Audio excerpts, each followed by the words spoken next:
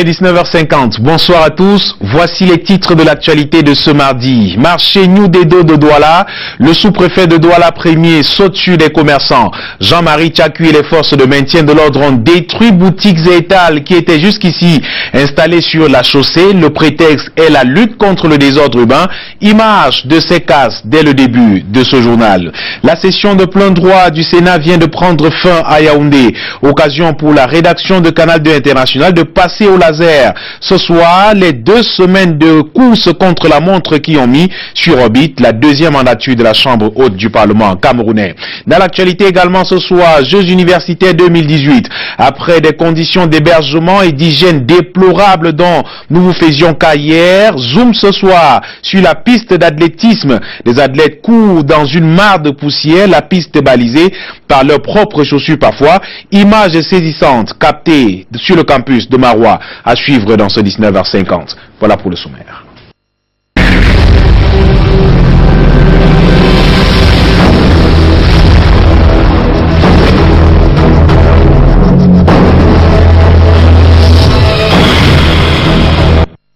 Bienvenue au 19h50, incendie spectaculaire ce mardi à Douala. La scène s'est déroulée dans un immeuble au lieu-dit Ange Raphaël dans la zone universitaire de Douala. L'origine du feu reste jusqu'ici inconnue, mais les dégâts matériels sont importants, mais heureusement, pas de perte en vie humaine. Le feu a été maîtrisé grâce à la promptitude des sapeurs-pompiers. Les détails avec Julio Trizotano.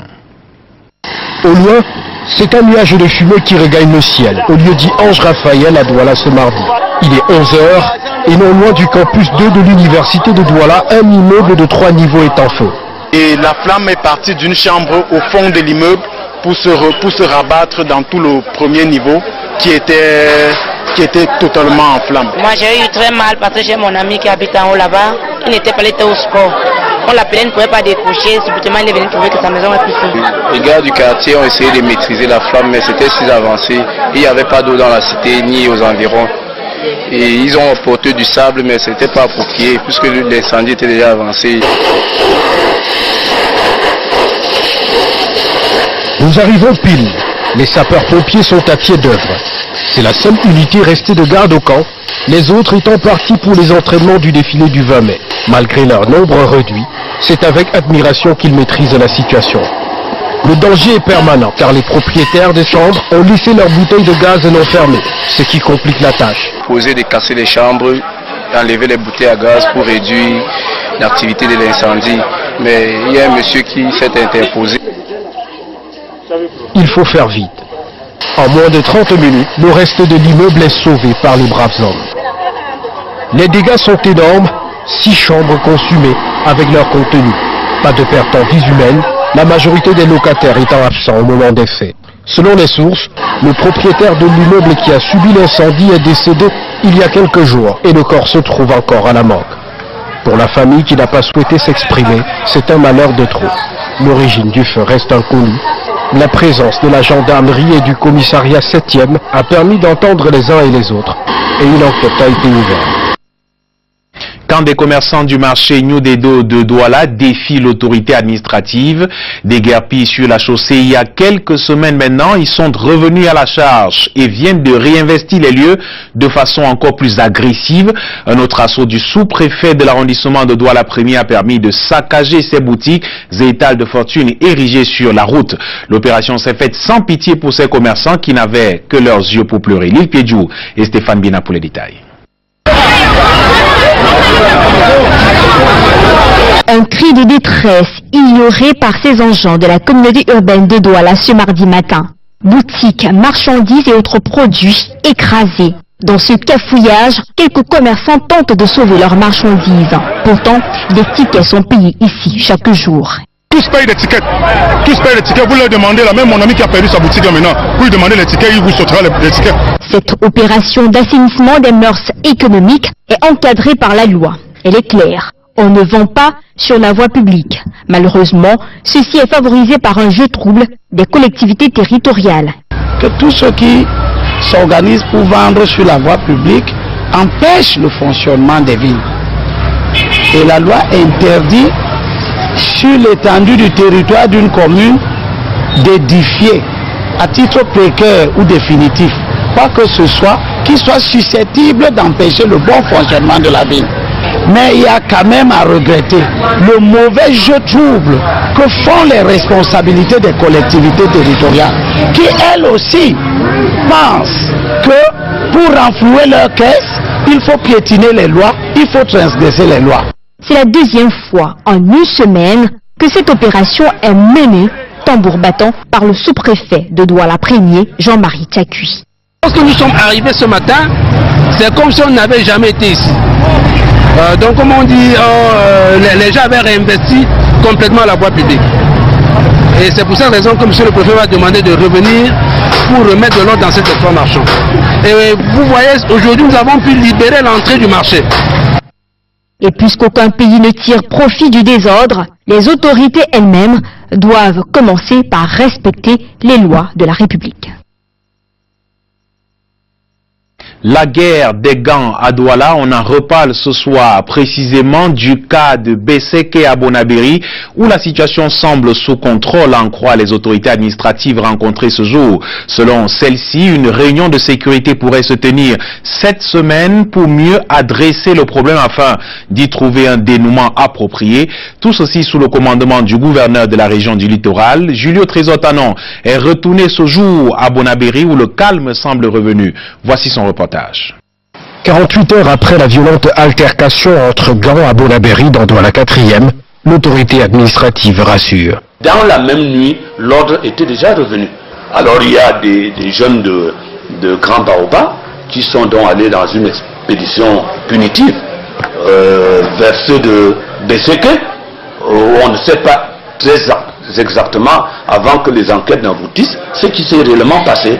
Le quartier est relativement calme, mais le type de violence vécu dimanche soir, soldé par la mort d'un jeune, d'un blessé grave et de plusieurs objets volés, n'est pas l'apanage de Douala 4e uniquement. La ville de Douala est sous la menace. Quand ils arrivent, ils prennent des précautions parce qu'ils savent que s'ils sont ciblés tout de suite par les forces de maintien de l'ordre, ils ne pourront pas réussir leur coup. Parfois, ils dissimulent les matières, les couteaux, vous pouvez les croiser en route. Vous allez trouver des citoyens normaux sans savoir qu'ils ont camouflé des armes blanches dans leurs habits. Parfois, les populations sont tout simplement ébranlées, paniquées, au point où les gens oublient même le premier réflexe, c'est-à-dire celui d'appeler les forces de maintien de l'ordre ou d'informer l'autorité. Vu l'âge des assaillants, les responsabilités pouvaient être dégagées à plusieurs niveaux. Est-ce que les gens cherchent leurs enfants? Bon, d'un autre côté, il y a des enfants qui ne travaillent pas, qui arrivent avec beaucoup d'argent à la maison, qui en donnent même aux parents. Mais les parents prennent cet argent sans chercher à savoir d'où ça vient. C'est parfois de l'argent de la distribution de la drogue, c'est l'argent du braquage, c'est l'argent du banditisme. Quand vous prenez cet argent, ça veut dire que vous encouragez. Une réunion sécuritaire est d'ores et déjà annoncée à Bonabéry ce vendredi, dès 10h, convoquée par le gouverneur de la région du littoral, impliquant toutes les forces vives de Douala 4e pour préserver le climat de paix. Cependant, comment sortir de l'insalubrité effrayante dont fait face Douala depuis plus d'un mois maintenant? Les populations ont beau crier pour déplorer cet environnement d'impureté et de souillure désormais vecteur de certaines maladies. Des immondices à tout coin de rue, l'image est devenue presque banale dans la métropole économique. Un tableau sombre qui contribue à lairdir davantage le visage de la ville de Douala, déjà pas très reluisante. Robert Charlitok et Thierry Nana. Bonapriso, quartier chic de la ville de Douala, croule sous le poids des monticules d'ordures ménagères. Des tas d'immondices jonchent les rues. Une situation qui s'étend sur toute la voirie urbaine, sous l'œil, parfois pantois, des agents de l'entreprise en charge de la collecte des déchets. La symphonie produite par les mouches sur ces lieux ne freine pas l'activité continue des fouineurs de poubelles. Les Doualais qui en ont marre proposent des pistes de solutions. Pour lutter contre l'insalubrité à Douala surtout, je propose que Isakam recrute les jeunes dans les quartiers qui vont regrouper la poubelle et ils vont créer un endroit où ces jeunes-là iront verser la poubelle carrément. Là, ça sera plus facile pour Isakam de ramasser les ordures de façon plus simple et la tâche sera plus légère pour elle. Je pense que si on trouve aujourd'hui que Isaac ne peut plus faire, il ne sait pas son travail à bonne escient, peut-être une concurrence sera la mieux, ou bien la bonne. En fait, moi je pense que c'est simple, hein. L'État devait trouver d'autres partenaires et jouer son rôle, tout simplement. Douala, ville carrefour, de par sa position géographique, plusieurs facteurs endogènes et exogènes concourent à dresser ce panorama. Pour l'environnementaliste Théodore Ndema, des actions immédiates et urgentes doivent être prises pour faire de Douala une métropole où il fait bon vivre. On souhaite que pour que la ville de Douala soit véritablement propre, il faut que tout entre en ordre. Que la communauté urbaine de Douala assure, à travers la sensibilisation des populations, que l'État règle les factures à temps et que la société d'hygiène et salubrité se redéploie. Parce qu'il faut changer le système de collecte actuel. Il est un peu en déphasage avec la réalité, avec le boom démographique existant. Le système de collecte indirect n'est plus à la mode. Il faut donc passer à un système de collecte direct. Et une fois qu'on va arriver à tout ça, je ne dis pas que Douala va reprendre les lettres de noblesse qu'on avait il y a des années 2000. Mais je dis que Douala sera de mieux en mieux et de plus en plus propre. Pour l'heure, les populations continuent de déverser leurs poubelles à même la chaussée, le bout du tunnel étant lointain. Situation identique, sinon plus grave, à Yaoundé, Alain Ghislain Kanga, la capitale ploie, sous le poids justement de ces ordures depuis quelque temps. Bonsoir.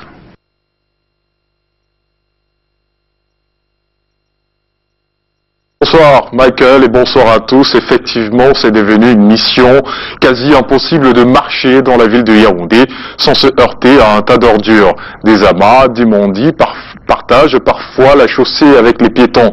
La ville aux 7 collines connaît des points de dépôt d'ordures qui n'ont pas eu le bonheur de voir un agent ramasseur depuis des semaines. Et si vous êtes à table, attention, bouchez-vous les narines. Yaoundé, ville poubelle, c'est un reportage d'Arnaud Guéfac et André Marindia. Ça pue la mer. La main est sur le nez pour chaque traversée ici au quartier Manguier à Yaoundé. C'est le règne des ordures, les 3/4 de la chaussée sous la colonisation des déchets versés ça et là. Toute une montagne d'immondices créés. Vraiment, c'est très grave ici à Manguier. Mais chaque jour quand j'arrive, je vois la poubelle. Donc c'est comme si Manguier est devenu un dernier quartier, moi je ne sais pas. Un pays qui organise la canne, qui envoie le canne dans quelques mois. Regardez vous la poubelle. C'est quoi que ce pays en fait de ça? Manger. Nous n'arrivons pas à respirer. Nous respirons que nous avons des infections pulmonaires dans nos différentes maisons. À cause de quoi? Des poubelles. D'un point à l'autre de la capitale, les ordures dictent leurs lois. Ici, à Ngouakele, lieu dit Bonas, tout baigne dans les odeurs. Un ruisseau constitué d'eau souillée qui coule à partir du bac. Les commerces aux abords payent les frais. Les mouches viennent se poser sur la nourriture, sur la boisson. Donc vous voyez qu'à côté, il y a les gens qui vendent de la nourriture. Il y a les boutiques à côté. Et l'odeur vraiment nous amène déjà des maladies. Ça sent trop. Même moi qui vends la nourriture, je ne peux même pas vendre parce que quand les gens viennent, ils disent que la place est ça. Bon, je ne sais pas ce que je peux même faire. Même quand tu vois, non, voici le sale comme ça qui descend, que ça sort dans la poubelle. Déjà des semaines que les ordures, à certains endroits, cherchent un leveur en vain. Carrefour au Billy, le diktat des déchets sur près de 60 mètres. Et ce n'est pas fini. Ça arrive de partout. On fait qu'ajouter, on ne ramasse pas. Donc je ne sais pas le pourquoi. Ça fait combien de temps que c'est là? Comme ça a même fait 3 semaines. Hein? 3 semaines de cumul, 0 ordure enlevée. Les agents d'Isacam débordés tentent de trouver une raison. Si normalement on pose les bacs, on pose les bacs là, on charge. On porte là, on repose encore. Ça ne va pas augmenter comme ça. C'est ça qui fait que comme on charge les bacs, ça fait 2-3 jours. Et vous voyez les ordures augmenter. Ça ne fait qu'augmenter. La faute donc n'est pas aux agents ramasseurs, mais aux transporteurs. Encore que même eux sont victimes de la vétusté de leurs engins. Les camions dérangent, ce sont les camions qui sont en panne beaucoup. C'est ça qui fait beaucoup de travail comme ça là. La situation n'est pas que mauvaise. Les poubelles pleines, les fous se régalent. Leur restaurant, tout gratuit. Les douaniers, eux, se regardent d'un butin assez particulier sur lequel ils viennent de mettre la main. Dans le cadre de la lutte contre le trafic des espèces phoniques, une cargaison de dents de lion vient d'être saisie dans la ville de Yaoundé. Un passager en route pour la Chine a été stoppé net par les éléments de la douane en Simalène. Plus de précisions avec Brand Kamga et Serge Alain Zébou. Sur cette table, des dents de lion saisies à l'aéroport international de Yaoundé-Simalène. La douane a intercepté cette cargaison chez un passager de nationalité chinoise en route pour la Chine avec transit à Addis Abeba en Éthiopie. Nous avons procédé à cette saisie après avoir observé une image sombre au niveau du scanner. Nous avons fait appel au passager en question à la fouille manuelle de son bagage en soute. Nous avons découvert qu'effectivement il y avait des dents d'éléphant, des dents de lion dans ces bagages. C'est au total 15 dents d'au moins 4 lions adultes abattus au Cameroun en violation de la loi phonique de 1994 qui protège certaines espèces animales. Cela va sans dire que si on se retrouve en face des dents d'un lion, ça veut dire que ce lion a été forcément assassiné. Et c'est une infraction qui est prévue et réprimée par la réglementation en vigueur. La subdivision commerciale des douanes de Yaoundé-Simalène a mis le passager détenteur de ces dents de lion à la disposition de la police pour exploitation. Allons au quartier Simbok à Yaoundé, un rocher fissuré menace la vie des riverains au lieu-dit à Kokndoué 2. Baptisé rocher des chauves-souris, il pourrait dévaster toutes les habitations construites en dessous en cas d'écroulement. Le ministre de l'administration territoriale et les autorités de la ville sont descendus sur les lieux, touchés du doigt la gravité de la situation. Karl Mezatachoya et Aminou Aliou. Sur les collines d'Akondoué 2, situé en plein cœur de l'arrondissement de Yaoundé 6e, ce rocher baptisé par les populations rocher des chauves-souris. La fissure qui le divise en deux ne cesse de s'agrandir au fur et à mesure que le temps passe. Un véritable danger pour les habitants, surtout ceux qui vivent juste en dessous. Constat fait par le ministre de l'administration territoriale, les autorités de la ville ainsi que les spécialistes, notamment la protection civile, le génie militaire, les soldats du feu descendus sur le site ce 8 mai faire une évaluation rapide de la situation. Et cette fissure est déjà grande et ça s'élargit davantage. Nous allons dresser le rapport au chef de l'État et il donnera les orientations et ceux qui sont chargés, n'est-ce pas, de gérer le problème vont s'atteler à cette tâche. C'est une zone à risque pour les populations.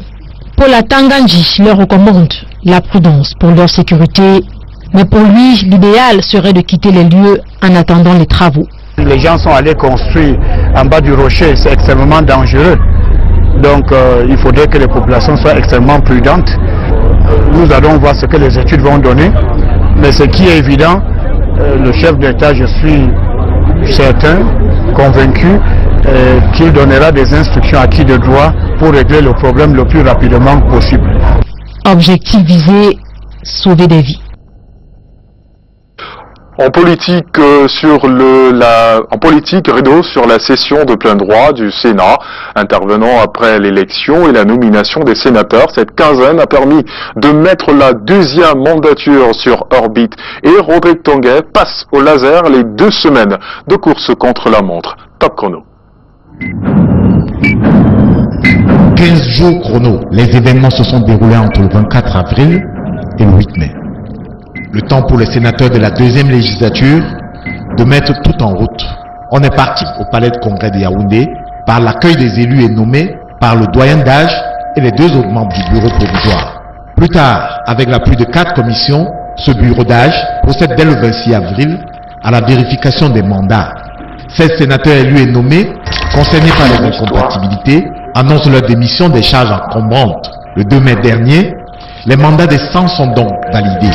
Toujours sous la baguette du bureau d'âge, et de l'administration parlementaire que tient le secrétaire général, le président de la Chambre est élu. À son tour, il préside l'élection du reste du bureau de la deuxième législature. Pas de changement majeur. La candidature de Marcel Niat, proposée par le RDPC ultra-majoritaire, est plébiscitée à 93%.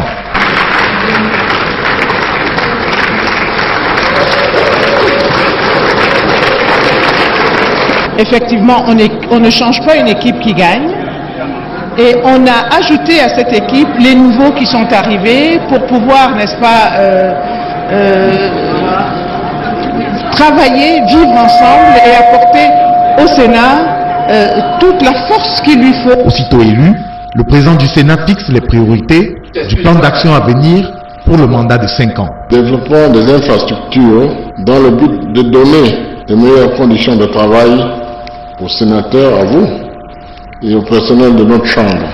Et en second, l'optimisation des ressources et des compétences disponibles pour l'accomplissement de nos missions. Le 7 mai, place à la composition des 9 commissions de la Chambre haute. L'infrastructure est désormais complète.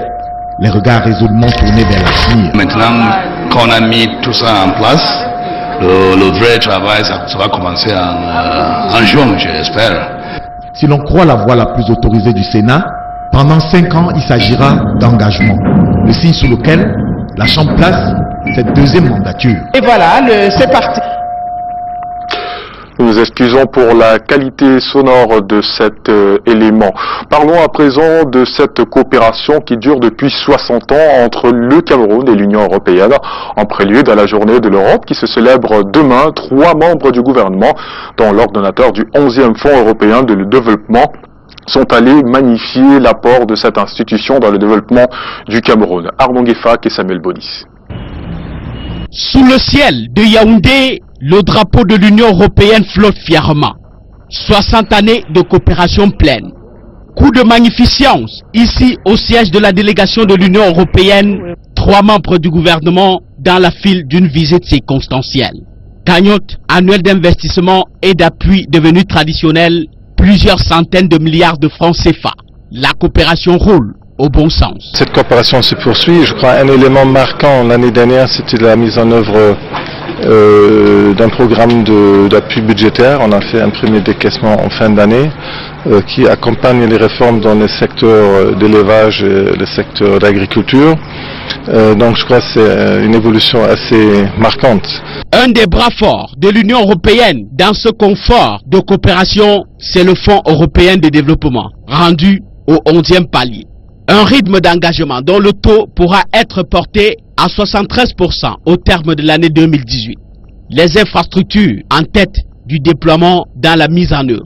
L'Union européenne a contribué au financement de beaucoup de projets d'infrastructures. La construction du pont sur la Cross River entre le Cameroun et le Nigeria, donc la maturité est arrivée à son terme et les travaux, effectivement parlant, devraient démarrer d'un moment à l'autre. Et en même temps, il y a un pont sur le fleuve Bangor entre le Cameroun et le Tchad. Il y a une ouverture encore plus grande à laquelle le Cameroun aspire. Le plan d'investissement extérieur de l'Union européenne. C'est un plan initialement de 4 milliards d'euros, mais par effet de levier qui va monter jusqu'à 44 milliards d'euros. Donc le mécanisme, c'est que l'Union européenne met 1 euro et essaye de mobiliser des institutions de financement pour au moins 9 autres euros. Le Cameroun a fait une demande pour qu'une présentation de ce plan soit faite au Cameroun. Date obtenue pour ce coup de pouce économique du 4 au 8 juin prochain dans les villes de Yaoundé et Douala.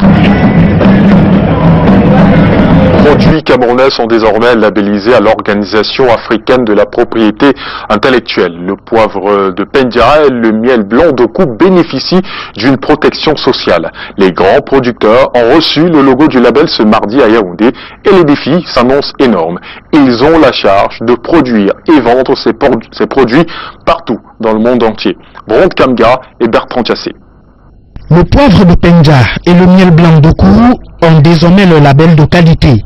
Des produits camerounais désormais compétitifs sur le marché international sous le label Indication géographique protégé par l'Organisation africaine de la propriété intellectuelle. Permettre que le produit dans sa qualité, dans ses caractéristiques, soit protégé, que le consommateur soit sécurisé lorsqu'il consomme l'un ou l'autre de ces produits, et pour que chacun de ces producteurs, les groupements de producteurs, tous ceux justement qui sont engagés dans cette activité, puissent tirer au plan économique le meilleur parti en termes de valeur ajoutée. La transmission du logo officiel des IGP au groupement des producteurs du poivre de Pendja, très prisé sur la scène culinaire, ainsi que du miel blanc d'Oku dans le nord-ouest, a lieu ce mardi au siège de l'OAPI à Yaoundé, une aubaine. L'usage de ce logo est réglementé, les caractéristiques de ce logo sont codifiées, la manière d'appliquer ce logo sur les produits est également codifiée. Et c'est avec un ensemble de cahiers des charges qui seront remis aux producteurs, aux imprimeurs, et qui fait que le logo lui-même il est d'abord protégé avant de protéger le produit. Un défi à relever et ces produits seront particulièrement distingués avec toute la protection et la sécurité nécessaires, le fruit d'un long partenariat. Maintenant il faut capitaliser. Le poivre de Pendja, c'est environ 400 tonnes par an. Nous pensons que d'ici quelques années, notre production va tripler. Place donc à une production en quantité industrielle du poivre de Pendja et du miel d'Oku pour une meilleure compétitivité économique et l'enrichissement du patrimoine national camerounais. Suivez-moi, je vous emmène à présent à faire une petite balade au musée national de la cité capitale, cadre du Salon international du livre à Yaoundé, qui ouvre officiellement ses portes demain, mercredi. Avant le jour J, le décor est déjà pratiquement planté avec certains exposants qui procèdent aux finitions de leurs stands et d'autres, par contre, nous plongent déjà dans l'univers des différents ouvrages. Reportage Delphine Fonkotene et Hubert Nutier. Pharmacopée Baka et aliments curatifs Bantou. Le titre de cette œuvre de Kabien Sassa a presque guéri ce monsieur à la recherche de l'auteur depuis longtemps. Aujourd'hui, si je ne la vois pas, je ne rentre pas. Dès que je la vois là, une petite douleur que je sentais là-bas, au fond, je ne sens plus. Amen.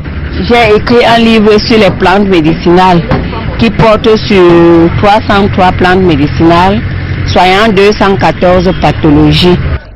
L'écrivaine répond présent ce 8 mai au Salon international du livre de Yaoundé, au même titre que Marie-Julie Nguete, venue de Douala avec un cadeau spécial pour les lecteurs de la capitale. Mon nouveau roman, Pour toi je porterai le voile, c'est la première fois qu'il apparaît ici, qui est apparu au public au Salon international d'Alger, qui a eu un très grand succès là-bas, et je me suis dit, je vais voir si mon livre aura le même succès dans mon pays, et j'espère de tout cœur que j'aurai assez de lecteurs pour découvrir ce nouveau roman. Alors que les derniers coups de marteau se font encore entendre dans certains stands, c'est déjà la grande affluence à côté. Notre stand a exposé un livre très riche en histoire. Il s'agit de la lettre de la réunification que vous pouvez bien lire. Là, le livre nous relate toute l'histoire camerounaise. C'est l'occasion pour le public, les parents particulièrement, de venir regarder, de pouvoir prendre des livres, des bouquins pour les enfants. Ouvert ce 8 mai à Yaoundé, le Salon international du livre de Yaoundé donnera l'occasion de rendre hommage aux grandes plumes de la littérature venues de 16 pays d'Afrique, d'Europe et d'Amérique. La 3e édition du CILIA offrira également aux lecteurs de quoi satisfaire les palais. Quelle perception les Camerounais ont de l'unité nationale? On regarde ça avec vous, Michael Tipkio. Bonsoir. Sur l'unité nationale à quelques jours du 20 mai, tous les Camerounais ou presque gardent en mémoire l'importance de vivre dans l'unité. Il se trouve au contraire que son vécu quotidien diffère selon le prisme déformant de chaque citoyen. Cas d'école, Manidem, le CPP et l'UPC rencontrés ce 8 mai à Douala, c'est avec Jean-Christian Akam et Guy Fotso. Les sons ne semblent pas totalement discordants entre Camerounais quant à la perception qu'ils ont de l'unité nationale, cas de l'Union pour la démocratie du Cameroun. Elle doit rejeter en bloc les divisions, les égoïsmes. Elle doit rejeter en bloc ce qui nous divise pour bâtir ce sur quoi nous sommes d'accord. Et nous sommes d'accord sur beaucoup de choses. Alors, le problème clanique le problème ethnique qui est en train de ressurgir au Cameroun et à éloigner. Pour le CPP, la tendance est plutôt vers un programme harmonisé, susceptible de consolider l'unité nationale. Nous pensons que cette année, le 20 mai plus que jamais, nous offre une opportunité pour pouvoir effectivement faire un aggiornamento, pour voir précisément ce qui n'a pas marché, pourquoi est-ce que nous sommes arrivés à ce que nous vivons aujourd'hui. Et quant au Manidem, il est désormais temps de nous réconcilier avec l'histoire. Le Cameroun est une histoire du Grand Cameroun uni, qu'une dynamique coloniale est venue diviser en séparant cette grande entité. Je crois que donc aujourd'hui, ce que nous devons faire, c'est essayer de nous réconcilier avec notre histoire, d'essayer de construire une dynamique en dehors de la vision, de la démarche coloniale. Chercher ce qui fondamentalement nous unit, essayer de construire, malgré nos différences, un vivre ensemble, Sans faire fi des embûches qui entravent la longue marche vers l'unité nationale, les Camerounais semblent faire chorus autour de ce socle.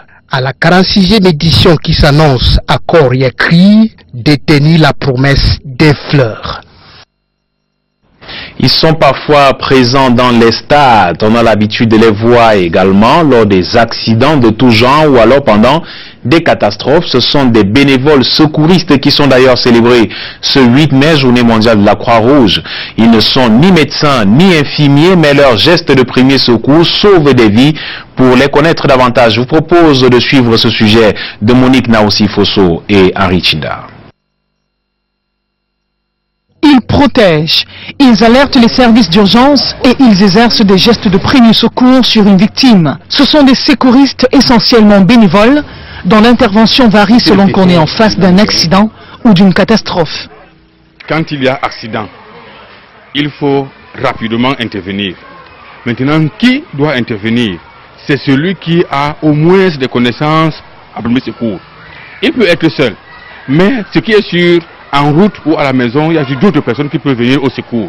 Il les appelle maintenant et organise l'intervention. Surtout, le dégagement de la victime du lieu de l'accident vers un lieu sûr. La gestion des catastrophes demande d'abord l'autorisation de l'autorité. Lorsqu'une catastrophe arrive au niveau, intervient au niveau national, il faut que la protection civile et même le premier ministère déclenche l'intervention. Un secouriste ne peut pas se lever alors qu'il y a un crash d'avion quelque part et il s'amène pour pouvoir travailler. Non. Or, s'il y a accident quelque part, il peut facilement organiser l'intervention. Parfois, la précipitation à sauver une vie en cas d'accident aggrave l'état de la victime. Et le secouriste doit sauver sans y laisser sa peau. Pour la voie publique, nous appliquons ce qu'on appelle le PAS, c'est-à-dire protéger, alerter, secourir. Protéger, il faut d'abord se protéger soi-même et protéger la victime pour éviter un seul accident. Il reste aussi à espérer la promptitude des services d'urgence dans la chaîne de prise en charge. Si vous appelez le SAMU là maintenant, vous allez rester 2 heures, 3 heures, le SAMU ne viendra pas. Du moins, je n'ai rien contre eux. Mais pratiquement sur le terrain, ils n'ont pas de véhicules aptes à intervenir ou à venir régulièrement. Ce qu'il faut faire chez nous, c'est de chercher à évacuer la victime. Chez les autres, les services de secours viennent trouver la victime, mais chez nous, c'est la victime qui doit aller retrouver les services à l'hôpital. On est secouriste après une formation sanctionnée par un diplôme. Le secouriste n'est ni médecin, encore moins infirmier. Le 8 mai, journée mondiale de la Croix-Rouge, correspond à l'anniversaire de Henri Dunant, le Suisse, fondateur de la Croix-Rouge. Pour 2018, le thème de la journée mondiale de la Croix-Rouge est partout, pour tous, un sourire. L'athlétisme fait son petit bout de chemin aux Jeux universitaires de Marois. En plus des conditions climatiques parfois extrêmes, les athlètes font face à des infrastructures dignes de la période coloniale. Dans ce contexte, des performances sont difficiles à réaliser. Jeux universitaires 2018 ou la course dans un chantier, c'est le reportage d'André Mirabeau-Mahop, notre envoyé spécial à Marois.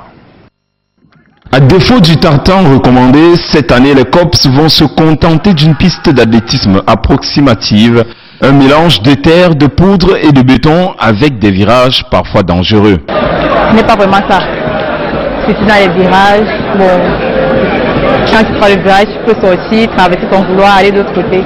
La piste qui n'est vraiment pas très conforme, mais bon, vous savez, à la guerre, comment la guerre, même si c'était sur les pieds, on allait courir, donc il faut seulement faire. C'est pas seulement pour nous, c'est pour tout le monde, donc on fait avec. Les aires de lancer réalisées à la va-vite n'ont rien de conventionnel. Au triple saut, 0 planche, le traçage approximatif est assuré par les chaussures des athlètes.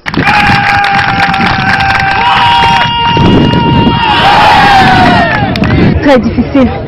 Déjà, le terrain est un peu accidenté, c'est qu'il faut jeter les marques.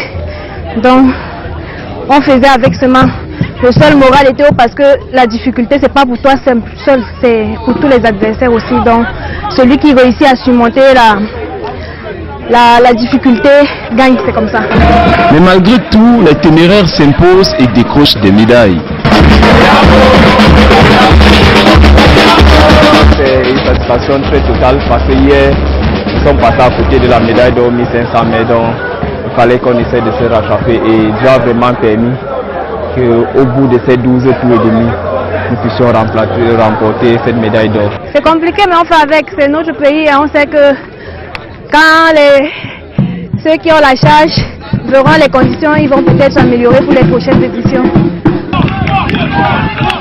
L'athlétisme aux Jeux universitaires de Marois, plus qu'une épreuve, un combat contre la nature et les infrastructures en chantier. À suivre à 21h45 sur ces antennes, la grande interview. Jean